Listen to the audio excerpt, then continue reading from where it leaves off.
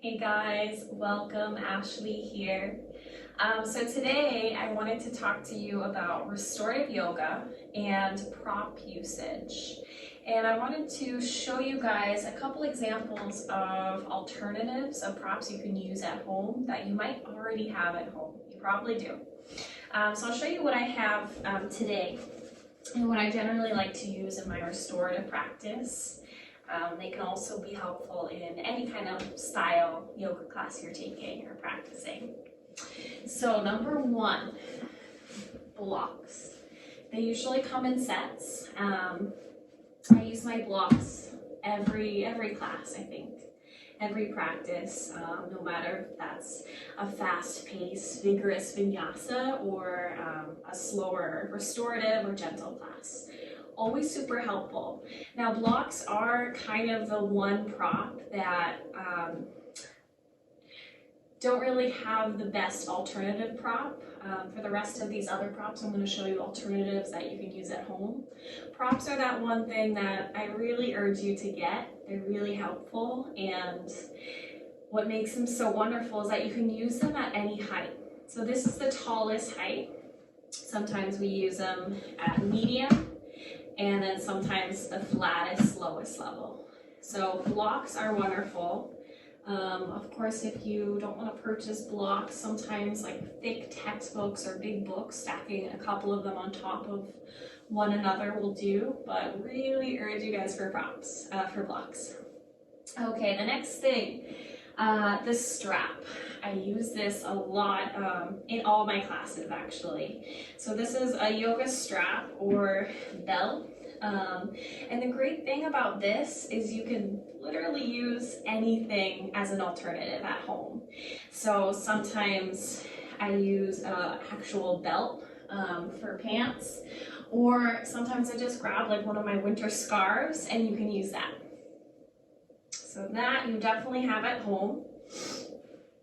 The next thing, a yoga blanket. So this can be really helpful for kind of cushioning the knees, or I use it a lot just to sit on an easy seat, Sukhasana. So it has a thickness to it, that's nice, and then it's big enough that you can fold it up a couple times, so you can use it for a couple different things. Now this, of course, you can swap out for maybe a thick beach towel, or just a couple of regular bath towels. So I have a couple of towels here, and those will do just fine. They'll work great. The next thing is a bolster. So a yoga bolster provides a lot of support and cushion. I use it a lot for lying down poses, for something like supported fish, or reclined Supta Baddha. And so this is a great pose, a great prop. Mine is really firm.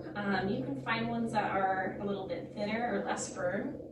But something to substitute a bolster would be just a couple of regular pillows you have at home. So depending on the firmness, you might add 1, 2, maybe 3, maybe 4, whatever you have, and you can just kind of stack them up as necessary.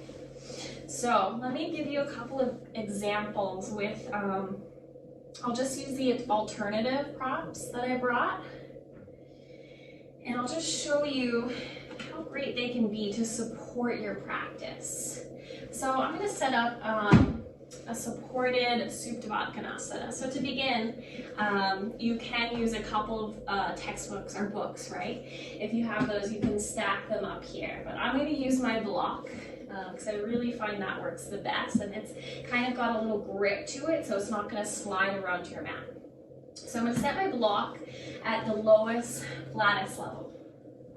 Then from there, I'm going to take your bolster, or whatever you have, a couple pillows. I'm going to use 2 pillows. And so I kind of stack them so they're kind of on an angle lying across that block or books. Then I'm going to use my towels, and I'm going to place them underneath my knees for support. Also, you can use anything. If you had a couple extra blocks, you could slide those under, whatever you have. Bring the soles of the feet together and then dropping the knees out. I'm gonna use my towels and just fold them enough times so that you can kind of feel them supporting the knees here. So it's not too much on your inner thighs. And then starting to lower myself down, making sure the head is supported. So I need to slide a bit further down here. And I'm going to use my other blanket that I have and set that underneath my head.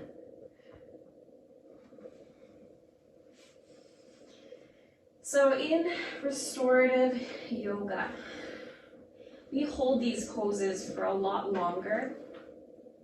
So it's really important that you make sure that you're really comfortable.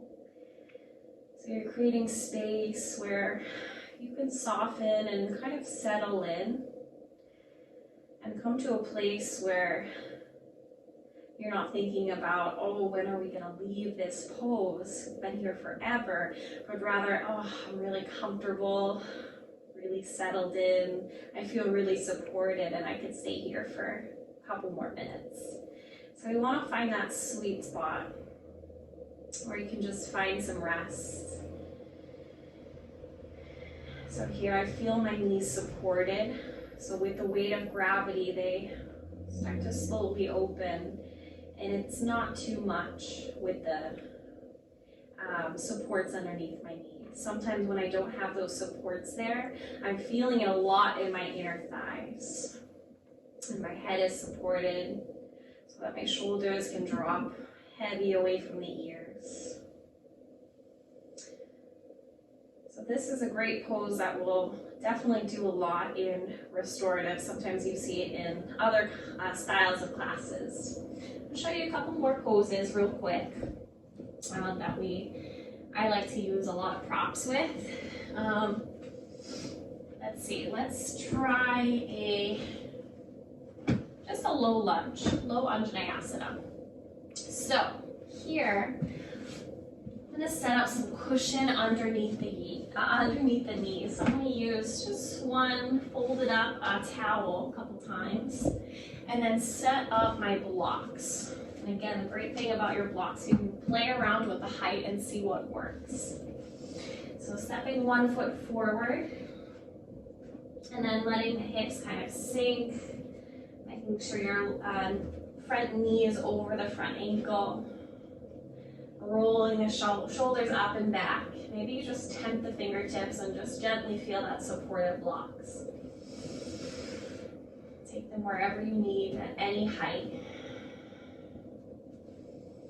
And here I can really focus on lengthening upwards and extending my energy up towards the sky, really stepping to the front foot. Whereas without using blocks, I might be kind of hunching over and rounding my spine a little bit. And that still works, tenting the fingertips, but I love to use my blocks here, especially if we were to flow perhaps forward and back. Blocks can be really supportive. All right. So let's see. Let me give you one more pose. Let's do, I'm leaning towards Malasana, yogi squat. So for here, blocks. I always use my blocks in Malasana. So we're coming into a yogi squat. So bringing the feet a little bit wider than hip width distance apart, turning the toes slightly out, heels slightly in, and then just bending the knees, finding a safe landing onto your block. Again, if it's too low, come to the medium height. Maybe you try the highest height, but make sure you're stable. So the most stable will of course be the lowest block, lowest level of the block, because it's flattest, closest to the earth. But whatever you need, play around. And then bringing your hands to heart center, using the elbows to press the knees open. Sometimes in a restorative class, I'll grab my bolster and I'll take that in front of me. And then I'll allow myself just to kind of start to round and drape forward. Maybe you rest your arms onto the bolster. Maybe you just hang forward. And this can be a really nice option to rest your head and your neck. Maybe you draw each ear towards each shoulder. Nice passive opening here. Okay, great. And then slowly rolling yourself back upright. I am just going to give you one more pose, actually. So this is a pose I do a lot in restorative. So it's called a belly down twist. So I set up one block, flattest, lowest level. I place that at the top of my mat. And then using your bolster or your pillows, line that across so it's a diagonal. And again, oftentimes we'll take a child's pose here and take the knees out wide and then rest down, bringing one cheek or your forehead, right? This is also really common. So it's similar to that, but we're gonna bring both knees to one side. And then when I do that, I also like to grab one of my towels or my yoga blanket and a couple times folded, bring that underneath the knees for support. And then bring both hands on either side of your setup. Start to slowly walk forward, bringing belly down and then chest down. Similar to that child's pose. And then you'll decide to bring one cheek down. So to begin, I really like to offer just bringing your right cheek down, so facing the same direction as your knees. And that'll be a little easier on the neck. And then maybe after 2-3 minutes, about halfway through the pose, I'll often let people know that if they want to change their neck position, that'll be a great time. So maybe then, once you've settled in, you bring your left cheek down and gaze opposite. So here, props are essential in these kind of poses. Okay, I'll just give you just one more. So a supported, so we're going to take a side bend here, really passive, big, juicy opening here. Let's go ahead and set up your bolster sideways across your mat. Stay where you are, keeping that right hip firm on the ground. And then we're going to bring one block at its highest height, maybe medium, you can play around, up at the top of your mat. And then bring your next block, that's going to be your pillow, underneath where the head's going to go. And if you want, you can bring another towel underneath where the shoulder's going to go. So in between that first block and bolster, just a little extra cushioning. So from here, we're just going to start to slowly guide our right side body down. So it's kind of arcing over the bolster. And then let your right shoulder come down. Reach your right arm off to the side. And set up your head underneath that block. So you can keep the knees bent here to begin. You can do whatever you want with that left arm. But I really like to reach it up and find that taller block up at the top of my mat. And just rest my hand heavy onto the block. You could try stretching one leg out, maybe both. And then staying here for a couple minutes. Okay. So awesome, you guys. So I just wanted to show you a couple of these poses that I do a lot in my restorative classes. These props are essential to the restorative class.